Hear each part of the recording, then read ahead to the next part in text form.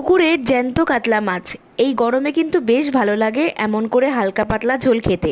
তার জন্য মাছটাকে ধুয়ে পরিষ্কার করে লবণ হলুদ মাখিয়ে এবারে কাঁচা কলা আর আলুটাকে কিন্তু লম্বা করে কেটে নিলাম।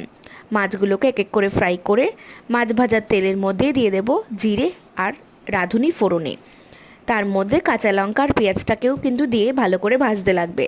আপনারা কিন্তু এখানে কাঁচা লঙ্কাটা না ইউজ করে শুকনো লঙ্কা ইউজ করতে পারেন, আর পেঁয়াজটা কিন্তু স্কিপ করতে পারেন। তারপর কাঁচা কলা আর আলুটাকে দিয়ে ভালো করে নাড়িয়ে চাড়িয়ে হলুদ আর লবণটা দিয়ে দিতে লাগবে। আবারও খানিকক্ষণ ভেজে তার মধ্যে জিরে ধনে গুঁড়ো দিয়ে ভালো করে কষিয়ে জল দিয়ে দিতে লাগবে।